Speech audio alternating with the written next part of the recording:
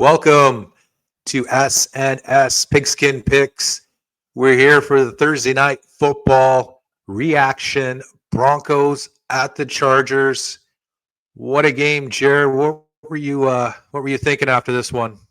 Oh man, Denver looked so hot. I'm just like, finally, Sean Payton's rubbing off on these guys and it's getting things done. And then the second half came on and they just couldn't get it together. Chargers totally changed their defensive attitude in the second half. But yeah, the offense came alive, and Herbert and Gus went for a big trample there, and yeah, they made it happen. They still have to win again, or maybe some help to get in. But that slide that I predicted happened, but now I think they're going to turn it around. Maybe not win out, but get into the playoffs now. So yeah, it's a great game. Right. Lots of scoring, everything you want. Didn't you think Denver's offense got a little conservative in the second half? And you know what I mean? They didn't really. Sure. That's what I thought, right? I thought it was like they were unstoppable. On their heels the whole game, and then they're just kind of. Yeah. I mean, I thought they could have put away the Chargers in the first half there. They could have been up like 21-10 or something like that, and then they just let them scrape around. It's 21-13, and then I guess Chargers just got the momentum, had the ball first, and scored a touchdown, and then Denver just seemed like they didn't have the firepower to stay up with them. And you and I were talking about this being a low-scoring game. Take the under, and what do you know? It's the exact opposite. We were as wrong as could be. We were, it's 59 points or something, 61 points in this game here. So that's when they're kicking 57-yard field goals and 55-yard field goals, and I know that 6 points wasn't much, but man, like when they're firing like that, like you can't win an under bet, obviously. Some crazy kickers in the NFL. I thought the most pivotal play was that 3rd and 10 the Chargers had in their own end zone, near their end zone, and Herbert got that first down.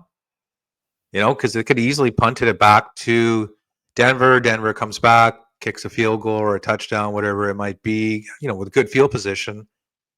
And then he got that first down that really gave him that cushion. And then Gus the Bus broke loose. I mean, I haven't seen him do that lately. Obviously, without Dobbins, the Chargers have been pretty handcuffed. And now McConkey looks healthy. He had 6 receptions for 87 there. So Chargers, I mean, this was like a total opposite of the game you expect from them, right? You expect smash mouth, run the ball, low scoring, play defense, and this was the exact opposite. Well, their hand was kind of pushed, right? They had to have a big, second half like that, with lots of passing to get up over the hump, and yeah, they did it. I don't really know, can see how far they'll really get in any kind of playoff situation, but that's why we play. Right. That's why they play, to see what happens. I see them getting knocked out in the first round, almost definitely. But stranger things have happened again. Well, they're trying to avoid Buffalo, right? Like, who the hell wants to play Buffalo in the first round in most likely snow or some weathery condition, right? Like, it's the last thing that either of these teams want to do. But it looks like Denver is on track to be that team. But they got a big game next week, I believe, in Cincinnati. And Cincinnati, I believe, is laying 3. I'm thinking if Cincinnati stumbles a bit, this week, I might take them -3 next week and then force Denver's hand to win that final week. I believe they face Kansas City. And, Kansas City's got a tough game this weekend. And then they got a tough game on Christmas. So they got 2 games in 6 days coming up. Should be interesting. I mean, they could win them both, obviously, and then lose them both. So we shall see. If they win them both, that's it. They have no, incentive to start Mahomes or do anything in that last week. He'll be Maybe 15-1, right? Yeah, just the first quarter, and bring them all in, and give Denver the free pass into the playoffs. It could happen. But those games are huge. Those Houston and Pittsburgh, they're not going to be gimmies at all. 2 games in 5 days.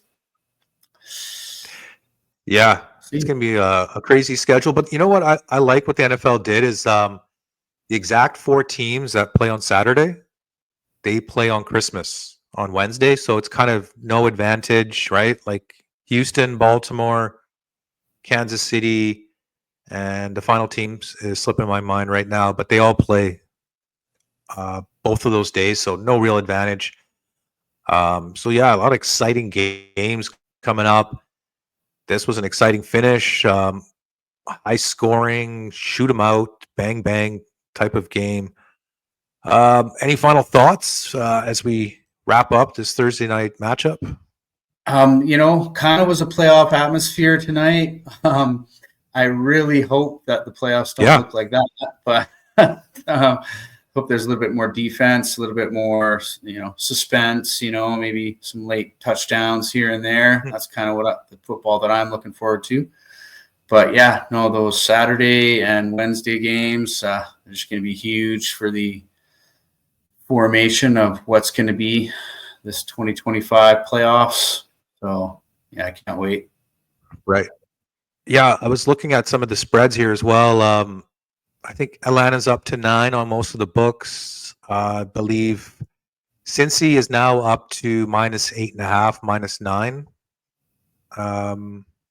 Ever since Thompson Robinson was slated to be the quarterback, the spreads moved up there. And everything else is, I think, pretty stable as well. No injury that I can think of. So 2 games on Saturday. It'll be, I guess, one at 10 a.m. for us, and then 1:30 Pacific. We'll be here for the recaps. Yeah, it's going to be 2 exciting games. Obviously, Steelers, Ravens. We'll have our guest come upon PF Big Pimpin'. We'll see how he feels. Will it be a bounce back game for the Steelers, or will Paul be in a not so great mood after 2 losses? We're gonna find out on Saturday. He's in the playoffs. He knows it. And then from there, it's, but they wrap up the division if they win, right? Yeah. Pittsburgh wraps up the division if they win, right? So yeah, and I believe Baltimore wraps up a playoff spot if they win, right? So like Baltimore's looking at anywhere from the 3rd slot to the 7th slot. Still, like, who knows, right? So, I mean, I don't. Yeah, they pretty much have to win their division, I would believe, to get a quality spot. But it's going to be crazy. Week 16 is here. Week 17 is right around the corner. All here on S&S Pigskin Picks. Thank you for joining us. Please give us a like. Please subscribe to the channel. We're going to catch you next time on S&S Pigskin Picks. Later, everyone.